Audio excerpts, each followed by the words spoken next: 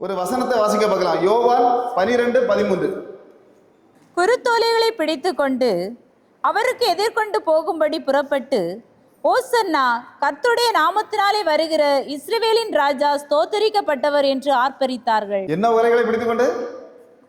பனை ஓலைகளை இல்ல, வேப்ப ஓலைகளையும் இல்ல, எது? குருத்தோலைகளை பிடித்துக்கொண்டு. இன்று நாம் வேத பாடத்தில் வாசித்த 2 வசனங்களில் சொல்லப்படுகிறது குருத்தோலைகளை பிடித்துக்கொண்டு. ஒன்று யோவான் 12:13, இப்போ வாசித்த அந்த வசனம். இன்னொரு வசனம் வெளிப்படுத்தின விசேஷம் 7:9. அப்போ பார்த்தா இந்த யோவான் சுவிசேஷத்தில் எங்க குருத்தோலைகளை பிடிக்கிறாங்க அப்படின்னு சொன்னா, இந்த பூமியில் எருசலேமில் இயேசு கிறிஸ்துவனுக்கு முன்பாக பிடித்தார்கள் அப்படின்ட்டு வாசிக்கிறோம். ஆனா வெளிப்படுத்தின விசேஷம் 7:9 நாம எடுத்து வாசிக்கும் போது பரலோகத்தில் பிடித்தாங்க, அதுவும் பிதாவானவருடைய முன்பாக அல்ல, அதுவும் இயேசு கிறிஸ்துவானவர் என்கிற ஆட்டுக்குட்டியின் முன்பாக பிடித்தார்கள். அப்ப 2 சம்பவமே இந்த குருத்தோலை என்கிறது யாருக்கு முன்பாக பிடிக்கப்படுகிறது அப்படின்னு சொன்னா, இயேசு கிறிஸ்துவின் முன்பாக பிடிக்கப்படுகிறது. அப்ப 2 வசனங்கள் இப்ப சொன்னோம், 2மே நம்ம இன்னைக்கு வாசித்தோம். 2 வசனங்கள். இந்த 2 வசனங்களை தவிர வேற எதிரையாவது குருத்தோலை அப்படின்ட்டு வருகிறதா? சொல்லப்பட்டிருக்கா எங்கேயாவது? அப்படி இன்னொரு வசனத்துல சொல்லப்பட்டிருக்கு அப்படின்னு நீங்க யாராவது காட்டினா உடனடியாக உங்களுக்கு ஒரு 1000 ரூபாய் பிரைஸ் உண்டு. எவ்வளவு ரூபா? 1 வாரம் உங்களுக்கு டைம். இந்த 2 வசனங்கள், ஒன்று யோவான் 12:13, இன்னொன்று வெளிப்படுத்தின விசேஷம் 7:9. இந்த 2ஐயும் தவிர 66 புஸ்தகங்களிலையும் எதிலையாவது குருத்தோலை அப்படிங்கிறது இருக்குது அப்படின்னு சொல்லி நீங்க எடுத்து காட்டினா, முதல்ல யார் சொல்றீங்களோ அவங்களுக்கு போன்ல சொன்னாலும் போதும், இந்த ஈஸ்டர் வரைக்கும் உங்களுக்கு டைம். குருத்தோலைங்கிற வார்த்தை இருந்த அந்த வசனத்தை சொன்னீங்கன்னா உங்களுக்கு 1000 ரூபாய் பிரைஸ். இப்போ சொன்னாலும் சரி. அல்லேலூயா. தேடணும். ஏன்னா என்னுடைய ஊழியம் பொறுத்த வரைக்கும் மற்றவங்களை பைபிள் வாசிக்க வைக்கணும். அதுதான். இப்போ இதுல நீங்க இதை வாசிப்பீங்க, எங்களை தேடுவீங்கிறது நல்லா தெரியும். தேடி பாருங்க, சொல்றவங்களுக்கு பிரைஸ் நிச்சயமாக உண்டு. அல்லேலூயா. அப்ப 2 வசனங்களையும் பார்க்கும்போது, யோவானில் பார்க்கும்போது அந்த வசனத்திலேயே சொல்லப்படுகிறது குருத்தோலை பிடித்துக் கொண்டு ஆர்ப்பரித்தார்கள்.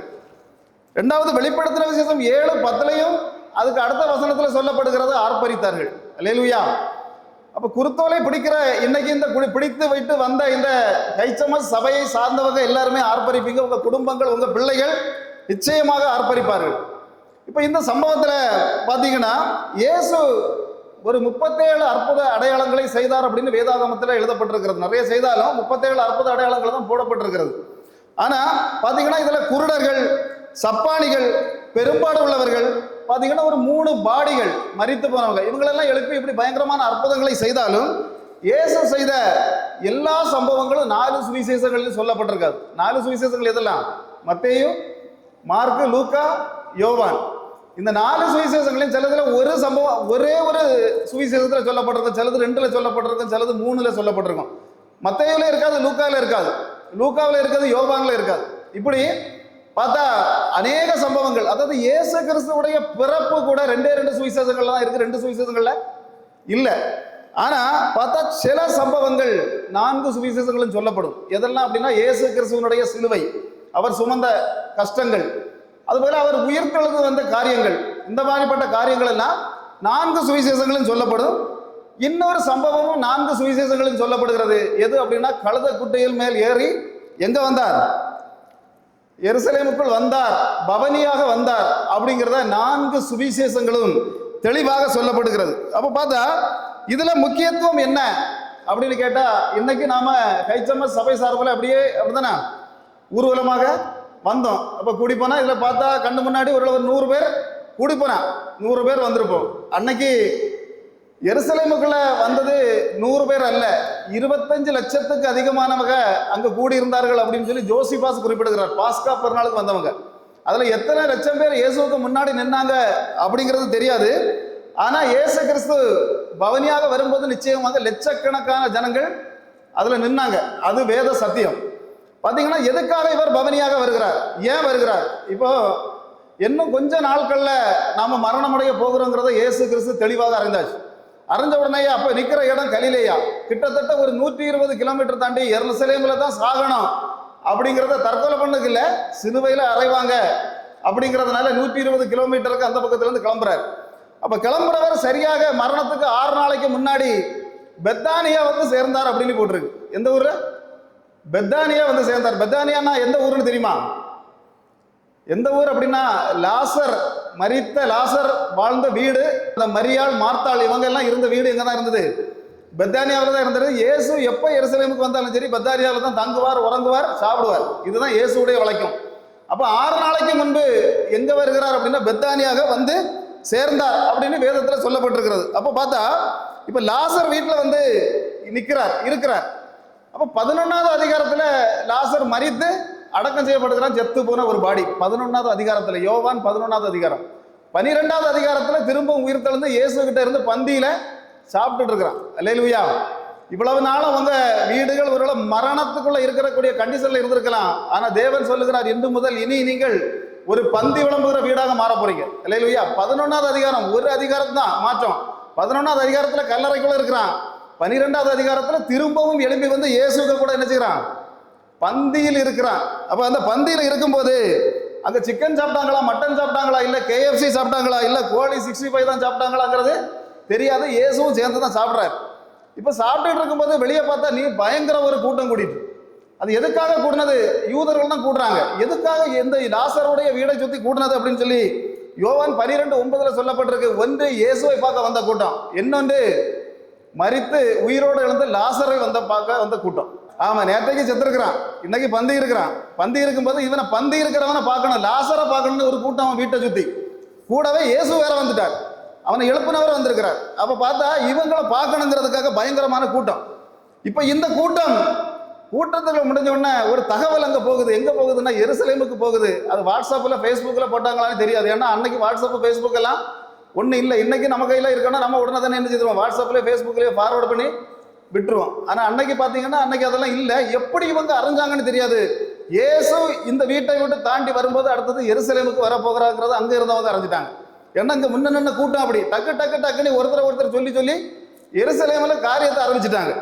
இப்போ இதை கரைஞ்ச உடனே தான் எருசலேமில் கூட்டம் கூடியாச்சு இயேசுவை பார்க்கறதுக்கு. அல்லேலூயா. இன்னைக்கு நீங்களும் கைச்சம சபையில இயேசுவை பார்க்க தான் வந்திருப்பீங்க அப்படின்னு சொன்னா உங்க குடும்பங்களும் உங்க பிள்ளைகளும் உங்க தலைமுறைகளும் ஆசீர்வதிக்கப்படும். நல்ல நம்புறவங்க மட்டும் நல்ல கரங்களை தட்டுங்க பார்க்கலாம். அல்லேலூயா. நான் இயேசுவை பார்க்க தான் இன்னைக்கு இந்த சபைக்கு வந்திருக்கிறேன்னு சொல்றவங்க மட்டும் நல்ல கரங்களை தட்டுங்க பார்க்கலாம். இப்ப பாருங்க, இயேசு ஒரு முடிவு பண்றாரு. என்ன பண்றாருன்னா, லாசர் வீட்டுல இருந்து கிளம்பின இயேசு ஒலிவ மலைக்கு போய் தான் எருசலேமுக்கு போகணும் அப்படின்னு ஒரு முடிவு பண்றாரு. முடிவு பண்ணிட்டு அப்படியே ஒலிவமலை பக்கம் வந்த உடனே இவருக்கு ஒரு எண்ணம், ஒரு கழுதை குட்டி கட்டப்பட்டு கிடக்கு. என்ன செய்து கிடக்கு? கழுதை குட்டி. கழுதையை யாராவது கட்டி போடுவாங்களா?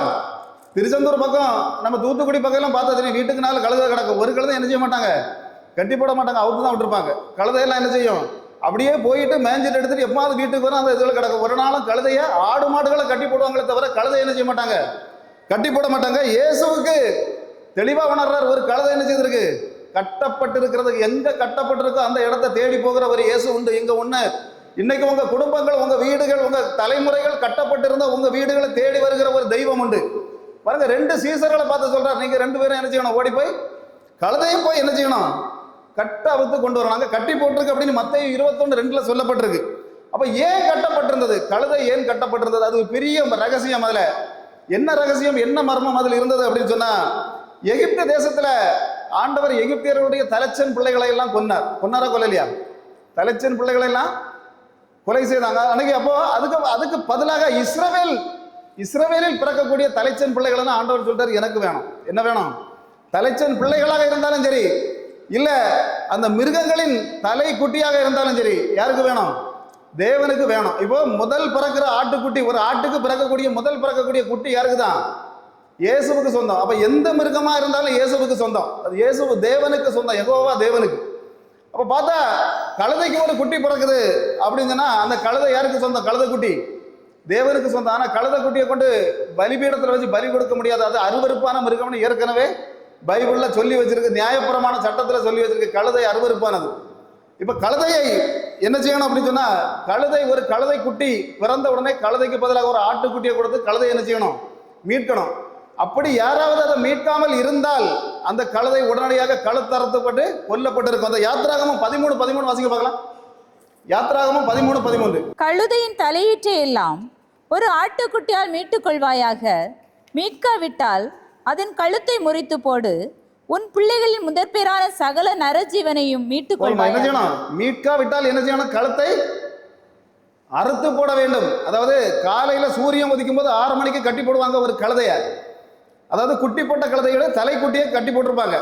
சாயங்காலம் 6 மணி வரைக்கும் யாராவது வந்து ஆட்டுக்குட்டியை கொடுத்து மீட்கவில்லை அப்படின்னு சொன்னா சாயங்காலம் 6 மணிக்கு பிறகு அந்த கழுதைக்கு கழுத்தை அறுத்து மலையிலிருந்து உருட்டி விட்டுருவாங்க. இதுதான் இஸ்ரவேலர்களுடைய பழக்கமாக இருந்தது. அப்ப இந்த கழுதை எதுக்காக கட்டி போடப்பட்டிருக்கு? கழுத்தறுத்து சாவதற்காக கட்டி போடப்பட்டிருக்கிறது. இப்ப எங்க கட்டி போடப்பட்டிருக்கோ கட்டி போட்ட சாதனத்தை தான் இயேசுவுக்கு வேணும். பாருங்க, இன்னைக்கு நீங்க கட்டுக்குள்ள இருக்கிறீங்க, உங்க குடும்பங்கள் கட்டுக்குள்ள இருக்கிறது. ஏதோ ஒரு நோய் கட்டுக்குள்ள, ஏதோ ஒரு மந்திரவாத கட்டுக்குள்ள, ஏதோ ஒரு மந்திரவாத தகடனுடைய கட்டுக்குள்ள நீங்க இருக்கிறீங்க அப்படின்னு சொன்னா உங்களை தான் இயேசுவுக்கு வேணும். அல்லேலூயா. பாருங்க, அவர் ஒரு வார்த்தை சொல்றாரு, யாராவது கேட்டா இது என் ஆண்டவருக்கு வேண்டும் என்று சொல்லுங்கள். அதாவது ஆண்டவருக்கு வேணும் அப்படின்னா அவுத்து விட்ட கேசுகள் அல்ல ஆண்டவருக்கு வேண்டியது.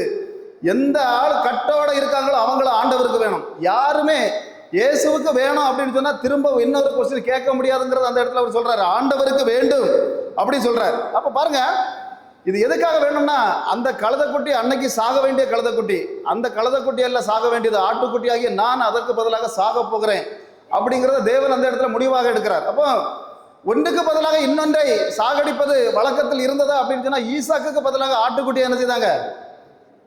மோரியா மலையில் பலியிடப்பட்டது. அதுபோல பார்த்தீங்கன்னா எகிப்தில் தலை பிள்ளைகளுக்கு பதிலாக பழுதற்ற ஒரு ஆட்டுக்குட்டி அந்த இடத்துல பழுதாக்கப்பட்டது. இன்னைக்கு மனிதர்களுக்காகவும் ஒரு கழுதைக்காகவும் இயேசு பலியாக்கப்பட போகிறார். இப்ப பலியாவது அப்படி ஒரு ஆளுக்கு பதிலாக இன்னொரு ஆளுக்கு பலியாக்க முடியுமா அப்படின்னு கேட்டா ஒரு சம்பவத்தை நான் உங்க முன்னால சொல்லலாம் அப்படின்னு ஆசைப்படுறேன். 1863 வருஷம் இப்போ அமெரிக்க தேசத்துல ட்ரம்ப் அவர்கள் என்ன செய்யறாங்க? ஆட்சி செய்யறாங்க. அங்க உள்ள பிரசிடென்ட் யார் தான்? ட்ரம்ப். ஆனா அந்த காலத்துல ஆப்ரஹாம் லிங்கன் அப்படிங்கிறவர் 1863 வருடத்துல அவர் ஆட்சி செய்து கொண்டிருந்தார். அவர் தான் பிரசிடென்ட், நல்ல ஒரு பிரசிடென்ட். அப்போ இவருடைய காலத்துல உள்நாட்டு போர் வருகிறது. இப்பதான் வெளிநாட்டு போறலாம், வெளிநாட்டுல போய் அடிக்கிறதெல்லாம் அமெரிக்காக்காரங்க போய் அடிக்கிறது இப்பதான். அந்த காலத்துல உள்நாட்டு போர் ஆரம்பித்தது. அப்போ ஒருத்தர் அடிக்கிறாங்க, மிலிட்டரி எதிர்த்து அடிக்கிறாங்க. இப்போ மிலிட்டரியில ஆட்கள் எல்லாம் குறைஞ்சு போச்சு. அப்போ அதனால மிலிட்டரிக்கு என்ன வேணும்? ஆட்கள் வேணும். அப்போ உடனே தானே ஒரு சட்டம் போடுறாங்க, எல்லாரும் என்ன செய்யணும்? ஊருக்கு இத்தனை நபர்கள் கண்டிப்பாக மிலிட்டரிக்கு வரணும். அப்போ மிலிட்டரிக்கு வரணும் அப்படின்னா எல்லாருமே சாவுக்கு பயந்து, ஏன்னா யார் மிலிட்டரியில் இருந்தாலும் துப்பாக்கி எடுத்து சுட்டு கொண்டுறாங்க. அதனால மிலிட்டரிக்கு பிறகு பயந்ததுனால ஒரு விஷயத்தை கடைசியில் முடிவு பண்ணாங்க. குலுக்கல் முறையில், லாட்டரி முறையில் என்ன செய்வாங்க? ஒரு பாத்திரத்துக்குள்ள வச்சு பேரெல்லாம் எழுதி போட்டு குலுக்குவாங்க. குலுக்கல் முறையில் தேர்ந்தெடுப்பாங்க. இப்போ குலுக்கல் நம்ம நியூ இயர் அன்னைக்கு நம்ம ஒரு குலுக்கல் வச்சோம், அப்படிதானே? ஃபர்ஸ்ட் ப்ரைஸ் எனக்கு ஒய்ஃபு கிடச்சி, செகண்ட் ப்ரைஸ் எனக்கு கிடச்சி, 3வது ப்ரைஸ் என் பிள்ளைகளுக்கு கிடைச்சிடப்படாங்கன்னு நான் இருந்து ஜெபம் பண்ணிட்டே இருந்தேன். அல்லேலூயா. ஏன்னு சொன்னா இது வரைக்கும் எத்தனையோ 250 சர்ச்சுக்கு மேல நான் போய் பிரசங்கம் பண்ணியிருக்கேன். எல்லா இடமும் போய் ஆண்டவரை எனக்கு வேணும்னு தான் நான் ஜெபம் பண்ணுவேன். முதல்ல கைச்சம சபையில வந்துதான் கிடைச்சிடக்கூடாது ஆண்டவரே 3வது ப்ரைஸ்ல ஜெபம் பண்ணோம். அல்லேலூயா. அது ஒரு வித்தியாசத்தை அன்னைக்கு எங்களுக்கு காட்டி கொடுத்தது. ஏன்னா 3வது ப்ரைஸ் அடிச்சுட்டா ஏதோ ஒரு சிக்கலுங்க உள்ள இருக்க போயின்னு யாரும் நினைச்சிடக்கூடாது அப்படிங்கிறதுனால தான் அப்படி நம்ம ஜெபம் பண்ணது. இப்போ பாருங்க, பிரைஸ் கிடைச்சோன்னா எனக்கு ஒரு குத்து செருவமும் எனக்கு ஒய்ஃபுக்கு ஒரு பக்கெட்டும் தந்தாங்க, கொண்டு போயிட்டோம். அங்க குலுக்கல் முடிச்சோன்னா 10 பக்கெட்டும் குத்து செருவமும் அல்ல கொடுத்தது, துப்பாக்கியை கையில கொடுப்பாங்க. தூக்கிட்டு என்ன செய்யணும்? அமெரிக்கால மற்றவங்களை போய் சுட போகணும். அப்படி சுட போறதுக்கு ரெடியா இருக்கும்போது குலுக்கல் முறையில ஒருத்தனுக்கு சீட்டு விழுந்தது. ஆள் யார் அப்படின்னா 3 பிள்ளைகள், சின்ன பிள்ளைகள். மூத்த பிள்ளைக்கு தான் 8 வயசு, ஒரு மனைவி. ஆமா, ஒரு மனைவி. இப்போ அப்படி இல்லை. அமெரிக்கா தேசத்துல இருந்து போன வருஷத்துல போன மாசம் முன்னாடி ஒருத்தர் வந்திருந்தார். ஒவ்வொருத்தருக்கும் 4-5 மனைவிகள். இப்போ அப்போ அப்படி இல்லை, ஒரு மனைவியும் 3 பிள்ளைகளும். அந்த 3 பிள்ளைகளும் வந்து கதறாங்க.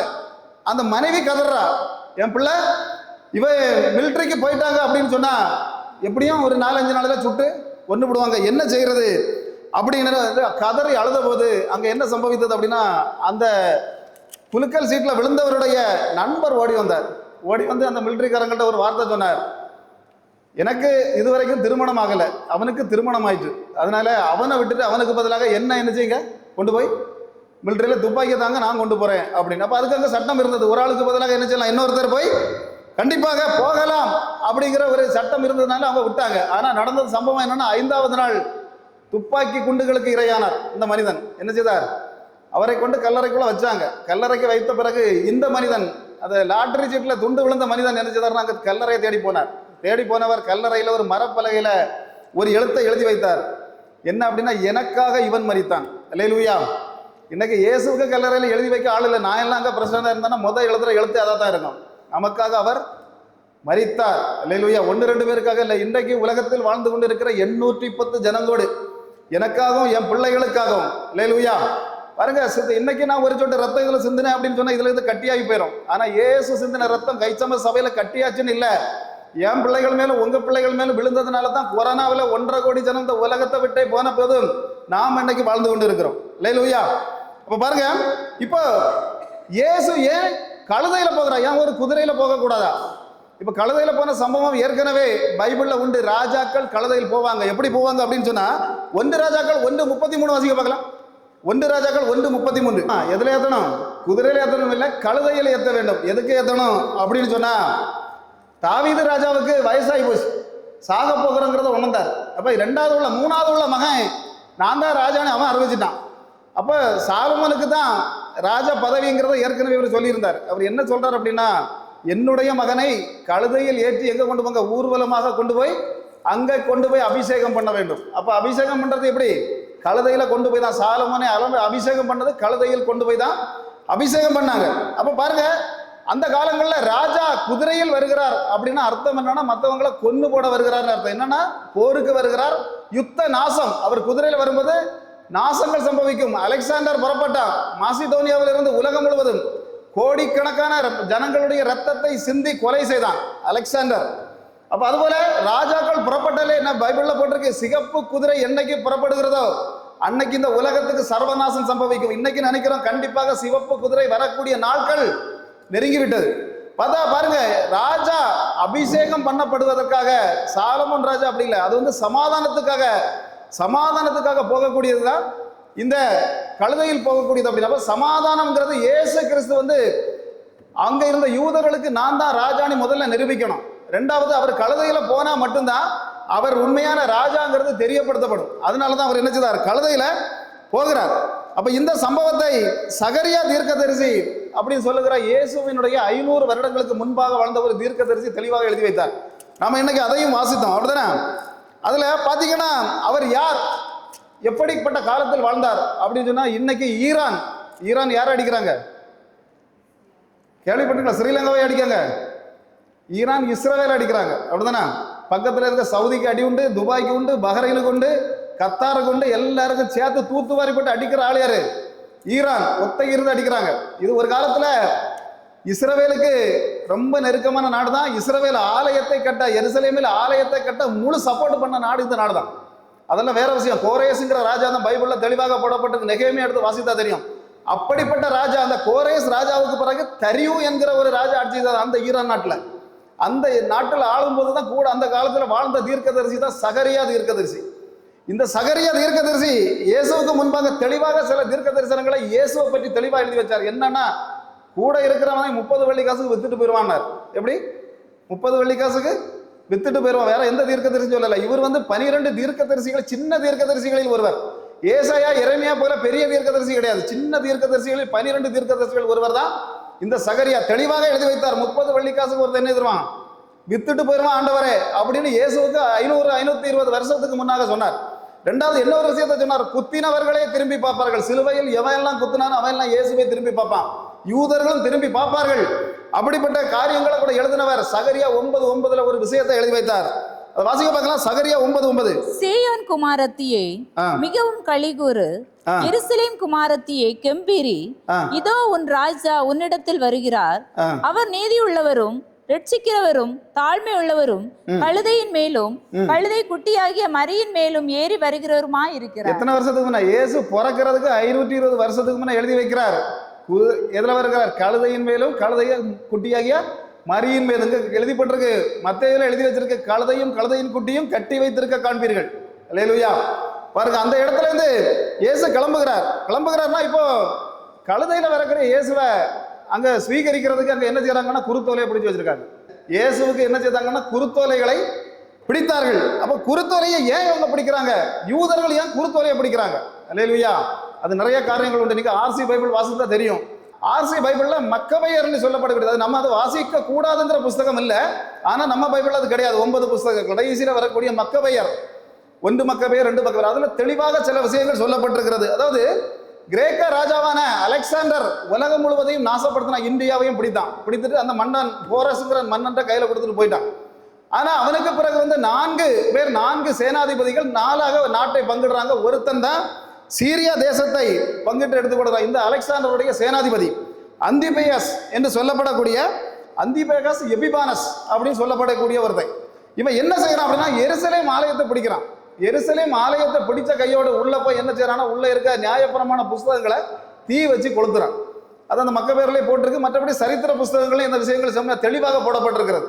பாத்தீங்கன்னா, எரிக்கிறது மட்டும் இல்ல, இஸ்ரவேலர்களுக்கு அருவருப்புன்னு சொன்னாலே பன்றி. என்னது இந்த பன்றின்னு சொல்லுது இஸ்ரவேலர்களுக்கு வெறும் அருவருப்பான காரியம், ஆலயத்துக்குள்ள கொண்டு போக முடியாத காரியம் தான் இது பன்றி. இவன் என்ன செய்தான் அப்படின்னா, ஆலயத்துக்குள்ள இருக்க பலிபீடத்துல பன்றியை கொண்டு வச்சு அறுத்தான். அல்லேலூயா. எங்க நம்ம ஆலயத்துக்குள்ள இல்லை, யூதர்களின் ஆலயத்தை நாமனா கூட விட்டுருவோம். பன்றி அறுத்தாலும் சரி, எதா இருந்தாலும் சரி. அவன் அப்படி இல்லை. பன்றிங்கிறது அவ்வளவு, இந்த இஸ்லாமியர்களும் சரி இந்த யூதர்களும் சரி, பன்றிங்கிறது இவங்க கையில கூட தொடக்கூடாத அருவருப்பான ஒரு சாதனம். அதை கொண்டு என்ன செய்தான், உள்ள வச்சு அறுத்தான். அதனால யூதர்கள் கிளர்ச்சி செய்து என்ன செய்தாங்க அப்படின்னா, அந்த ராஜாவுடைய படை வீரர்களை நான் ஊரை விட்டு அடித்து விரட்டி விட்டு இவங்க முதல்ல எருசலேம் ஆலயத்தை தங்கள் கைக்குள்ள கொண்டு வராங்க.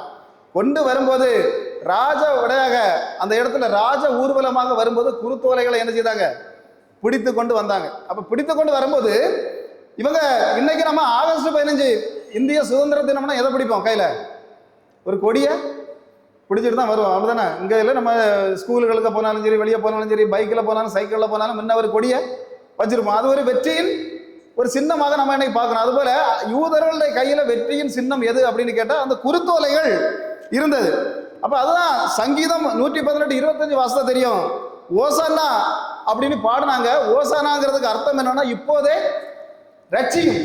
அப்ப இப்போதே ரட்சியும் அவங்க ஏன் அப்படி பாடுறாங்க அப்படின்னா, இந்த ரோமர்கள் கவர்மெண்ட், அந்த காலத்துல இருந்த ரோம கவர்மெண்ட் எல்லாம் அடிச்சு தூக்கி தூர போட்டுட்டு இயேசு கிறிஸ்து இந்த கழுதையில வரும்போது அவர் ராஜாவாக இருக்க போகிறார், ஒரு மாவீரராக இருக்க போகிறார், நாம அவருக்கு கீழே இருக்கலாம் அப்படிங்கிற ஒரு எண்ணத்துல தான் இவங்க ஓசானா ஓசானான்னு சத்தம் போட்டாங்க. ஆனா இயேசு இந்த பூமியில ஆட்சி செய்யறதுக்காக வரல, இங்க இருக்கக்கூடிய ஜனங்களை பரலோகத்துக்கு கொண்டு போய் என்ன செய்ய வந்தார், பரலோகத்துல ஆட்சி செய்ய வைப்பதற்காக தான் அவர் வந்தார். அல்லேலூயா. அப்ப இவங்க ஓசானான்னு சொல்றாங்க. இப்படியே இயேசுடைய யாத்திரை நடந்து கொண்டே இருக்கிறது. 4 சுவிசேஷங்களும் 4 விதமான சம்பவங்களை சொல்லுது. அதுல லூக்கா ஒரு செக்கு வைக்கிறார். என்ன செக் அப்படின்னா, மற்ற 3 சுவிசேஷர்களும் அந்த விஷயத்தை சொல்லவே இல்லை, லூக்கா மட்டும் எழுதுகிறார். எனக்கு அந்த விஷயம் ரொம்ப தொட்ட விஷயம். என்ன அப்படின்னா, இயேசு கண்ணீர் விட்டு அழுதார்னு போடுறார். 3 சுவிசேஷர்களும் ஒரு வார்த்தை கூட அவர் கண்ணீர் விட்டான்னு அவங்க எழுதவே இல்லை. ஆனா லூக்கா மட்டும் சொல்றாரு என்னன்னா, இயேசு அந்த இடம் தாண்டவன கண்ணீர் விட்டு அழுதார்.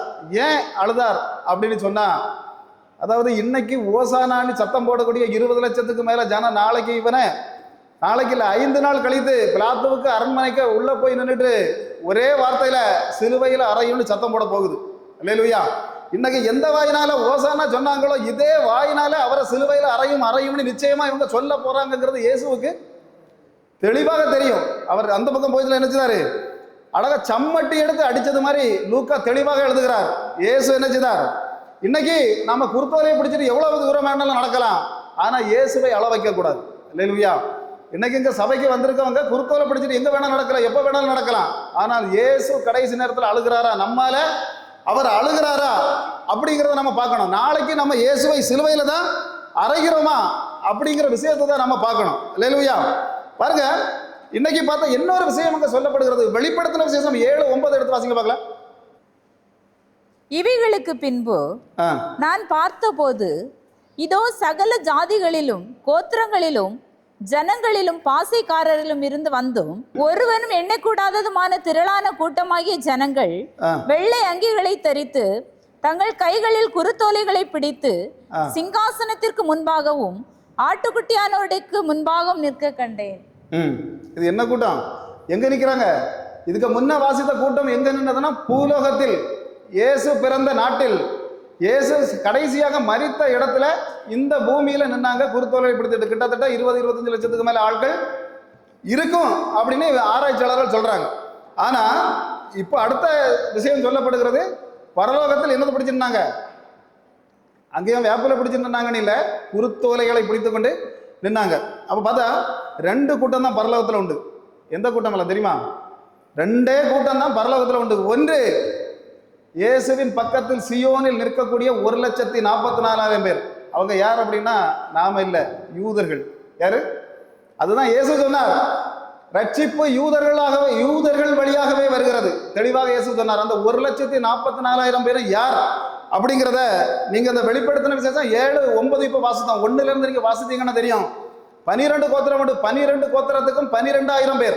ஒரு கோத்திரத்துக்கு 12,000 பேர் வச்சு 12 கோத்திரத்துக்கும் 1,44,000 பேர். இந்த 1,44,000 பேர் தான் சியோனில்.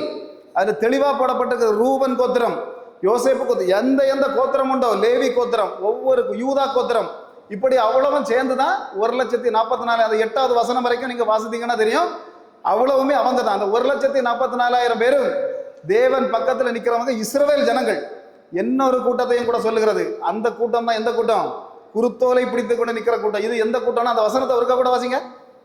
இவைகளுக்கு பின்பு நான் பார்த்தபோது இதோ சகல ஜாதிகளிலும் கோத்திரங்களிலும் ஜனங்களிலும், சகல ஜாதிகளிலும், அதாவது நம்ம எல்லாம் சேர்த்து சொல்லப்படுகிறது. சகல ஜாதிகள், சகல பாசைகள், சகல கோத்திரங்கள் எல்லாத்திலையும் சேர்ந்த இந்த உலகத்தில் இருக்க இந்த 90 இப்ப இருக்கக்கூடிய 800 கோடி ஜனங்களுக்கு மேல உள்ள ஜனங்கள், அந்த வெளிப்படுத்தின விஷயத்தில் தெளிவா சொல்லப்பட்டிருக்க எண்ண முடியாத ஜனங்கள். இவங்க தான் குருத்தோலை பிடித்துக் கொண்டு நிற்க. அதனாலதான் நாம இன்னைக்கு குருத்தோலை பிடிச்சிட்டு நடக்கிறது.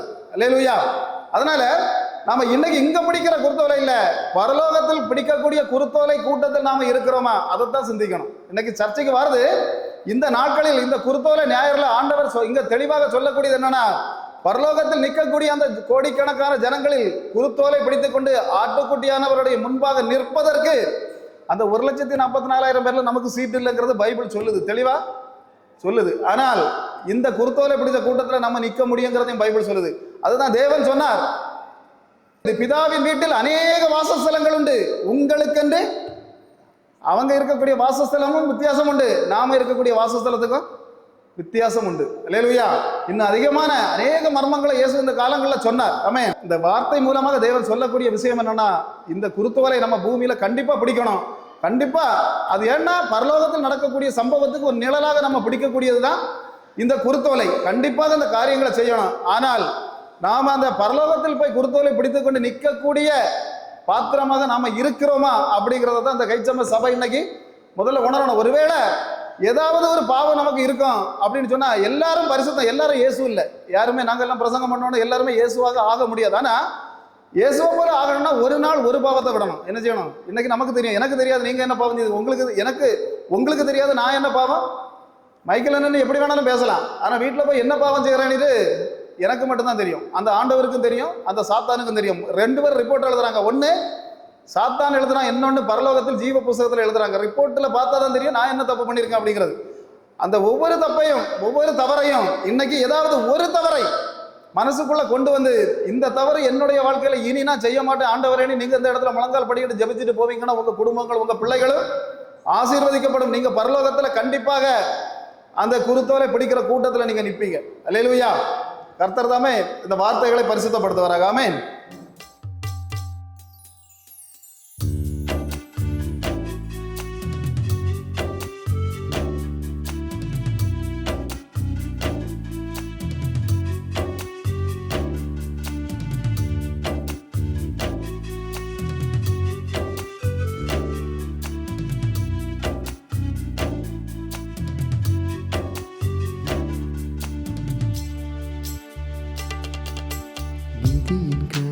சத்திய தீபமே மாறாமனவரே, ஜீவநதியே யுகவின் சிங்கமே காலையின் ஒளியே.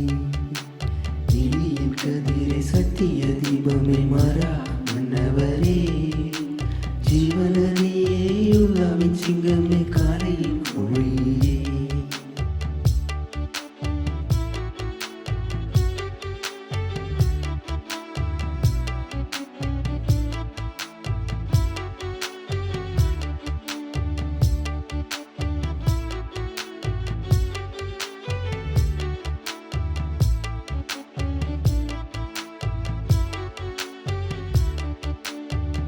நீரழைக்கும் சத்தத்தில் அலைகள் உடைந்தது, நீ நடக்கும் பாதத்தை கேருபீன்கள் மறைத்தது. நீரழைக்கும் நீ நடக்கும் பாதத்தை கேருபீன்கள் மறைத்தது. மாட்சிமை ராஜாவே மௌன சத்தமே தூதர்கள் பாடிடும் திரியக தெய்வமே. மாட்சிமை ராஜாவே மௌன சத்தமே தூதர்கள் பாடிடும் திரியக தெய்வமே. நிதியின் கதிரை சத்திய தீபமே மாறா மன்னவரே. ஜீவநதியே யூதாவின் சிங்கமே காலையில் ஒளியே. நிதியின் கதிரை சத்திய தீபமே மாறா மன்னவரே. ஜீவநதியே யூதாவின் சிங்கமே காலையில் ஒளியே.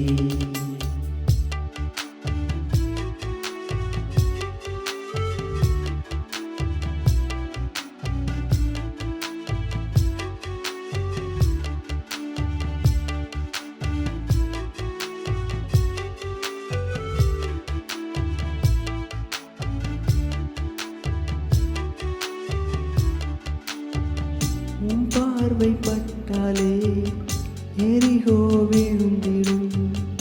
உன் மூச்சு பட்டாலே எலும்பும் எழுந்து நடந்திடும்.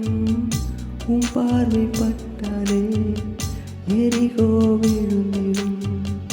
உன் மூச்சு பட்டாலே எலும்பும் எழுந்து நடந்திடும். பரிசுத்த வாசமே கிருபை வார்த்தையே சிலுவை சாயலே நித்திய தோழரே.